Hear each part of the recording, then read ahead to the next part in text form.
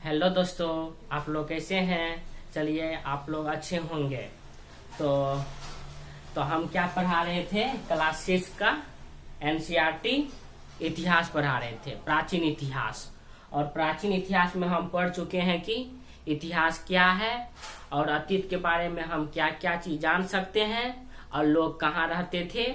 ये सब चीज क्या मतलब कि ये सब चीज हम जान चुके हैं। ठीक, आज हम चलेंगे कि उस समय के लोग भी यात्रा करते थे। बच्चे लोग उस समय के लोग हैं ना, तो उस समय के लोग भी मतलब कि यात्रा करते थे, एक स्थान से दूसरे स्थान जाते थे। तो देखिए, लोगों ने सदैव हमेशा उपमहाद्वीप के एक हिस्से से दूसरे हिस्से तक यात्रा किया करते थे। तो आप समझ रहे हैं उपमहाद्वीप किसको कहते हैं? भारत के जितने भी पड़ोसी देश है ना, भारत के जितने भी पड़ोसी देश है वो सब क्या कहलाते हैं? उपमहाद्वीप कहलाते हैं। तो वही सब कह रहा है कि उपमहाद्वीप के हिस्से में एक स्थान से दूसरे स्थान यात्रा किया करते थे। तो आप लोग अच्छे से रहिए, एंजॉय से पढ़िए और तनाव में नहीं जिए। ठीक, तो हम देखते हैं तो क्यों करते थे यात्रा। देखिए, काम के तलाश में लोग क्या करते थे? यात्रा करते थे। भोजन के तलाश में यात्रा करते थे। प्राकृतिक आपदाओं के कारण आप कहेंगे सर जी हमको बताइए, अब प्राकृतिक आपदाएं होता है आखिर क्या? आप तो बोल दिए प्राकृतिक आपदाओं के कारण, आखिर होता है क्या? देखो बच्चे लोग, प्राकृतिक आपदा का मतलब होता है नेचुरल। अगर आप इंग्लिश मीडियम से है तो नेचुरल माने होता है प्राकृतिक। देखिए, जो जैसे कि बाढ़ के कारण क्या हुआ? तो बाढ़ के कारण एक स्थान से दूसरे स्थान आदमी नहीं चले जाते हैं। अभी जैसे कि अभी मान लीजिए आपके गांव समाज में या आपके शहर में बाढ़ आ जाएंगे, तो आप क्या कीजिएगा? एक स्थान से दूसरे स्थान जाइएगा, जहां पर सूखा क्षेत्र वहां पर जाइएगा। उसी तरह प्राचीन काल के लोग भी जब बाढ़ आ जाते थे ना, तो एक स्थान से दूसरे स्थान जाते थे। जैसे कि महामारी के कारण भी हम क्या करते हैं? एक स्थान से दूसरे स्थान जाते हैं। जैसे अब ये देख लो 2020 में आप कोविड-19 देख लो, मतलब देख लीजिए आप, ये जो मतलब कोरोना काल में सब क्या हुआ, मतलब कि अपने अपने घर में सेफ्टी से बैठे हुए थे ना, तो मतलब कि कोरोना काल में एक स्थान से दूसरे स्थान यात्रा नहीं करते थे। ठीक, ताकि कोई मतलब दूसरे को नहीं पनप सके। ठीक, तो प्राकृतिक आपदा के कारण भी क्या करते थे? यात्रा करते थे। कभी कभी कृषि भी सूखापन हो जाते थे, समझे? तो अब देखिए, व्यापारी भी करते थे एक स्थान से दूसरे स्थान। तो व्यापारी एक ही जगह पर थोड़ी होता है, व्यापारी एक स्थान से दूसरे स्थान मतलब कि जाते हैं और व्यापार करते हैं। ठीक, प्राचीन काल में अधिकतर मामले में तो भारत और पश्चिमी यूरोपीय से संबंध थे और अन्य सब इलाके से भी थे। ठीक, अब देखिए, कह रहा है रोचक स्थानों के लिए भी क्या करते हैं? यात्रा करते हैं। किसी किसी के दिमाग में चलता है कि बच्चों आपको भी चलता होगा कि ये दुनिया कहाँ तक होगा, आखिर ये दुनिया कहाँ तक होगा, पर मतलब कि ये धरती है क्या कि इसका कोई अंत नहीं होगा। कभी प्राचीन काल में ऐसा लोग मतलब होते थे। तो यही रोचक तथ्यों के लिए मतलब खोज करने के लिए निकल पाते। जैसे वास्को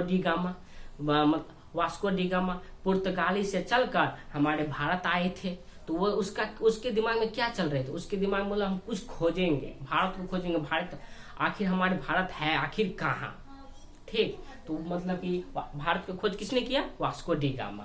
ठीक, 1498 में।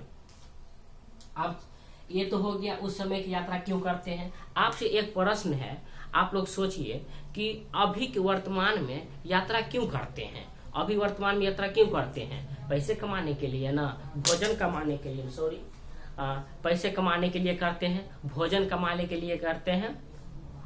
और भोजन कमाने के लिए ना, भोजन खाने के लिए हम नहीं करते हैं कि इधर होगा भोजन को क्या करते हैं? इंतजाम करते हैं। भोजन के लिए यात्रा करते हैं। पर्यटन जगह के लिए यात्रा करते हैं, लाल किला देखने के लिए चले जाते हैं। कुतुब मीनार देखने के लिए चले जाते हैं, ताजमहल देखने के लिए चले जाते हैं। तो ये सब क्या करते हैं, यात्रा करते हैं अभी। ठीक, उस समय में भी लोग यात्रा करते थे। अब देश का नाम चलते हैं दोस्त। ठीक बच्चे लोग, अब देश का नाम, हमारे देश का आखिर नाम क्या है देखिए। इंडिया शब्द इंडस से निकला है। इंडिया शब्द किससे निकला है, इंडस से निकला है, जिसे संस्कृत में सिंधु कहा, जिसे संस्कृत में कहा सिंधु में, जिसे संस्कृत में क्या कहा, सिंधु कहा जाता है, सिंधु कहा जाता है। देखिए इंडिया शब्द इंडस से निकला है, जिसे संस्कृत में हम क्या कहते हैं, संस्कृत में सिंधु कहते हैं, संस्कृत में सिंधु कहा जाता है। देखिए लगभग लगाया हुआ है, लगभग 2500 वर्ष पहले, कितने वर्ष पहले, 2500 वर्ष पहले उत्तर पश्चिम की ओर से आने वाले यूनानियों ने सिंधु को हिंदोस अथवा इंदोस कहा। देखिए ये छोटे से मैप हम बना देते हैं आपको, आप लोग मैप बनाइए। ठीक, देखिए ये मान लीजिए आपका मैप है। ठीक, अरे भाई क्या होता है, ये क्या है, आपका मैप है। ये उत्तर पश्चिम इधर है, सुलेमान और कृथक के पहाड़ इधर ने हम बताए हैं ना कल, तो वो सुलेमान कृथक पहाड़ी हम नहीं बोल रहे हैं। ये सिंधु नदी है, सिंधु नदी को क्या लिखा हुआ, यूनानियों और ईरानियों ने क्या कहा, सिंधु नदी को हिंदोस कहा। क्या कहा, हिंदोस कहा। और इसके पूर्व में स्थित है ना, ये पूर्व में स्थित है ना, इसके पूर्व में स्थित को क्या कहा, इंडिया कहा। क्या कहा, इंडिया कहा। ठीक, तो वही करा। लगभग 2500 वर्ष पहले उत्तर पश्चिम की ओर से आने वाले ईरानियों और यूनानियों ने सिंधु नदी को यानी कि हिंदोस अथवा इंदोस कहा, और इस नदी के पूर्व में स्थित भूमि प्रदेश को इंडिया कहा। क्या कहा, इंडिया कहा।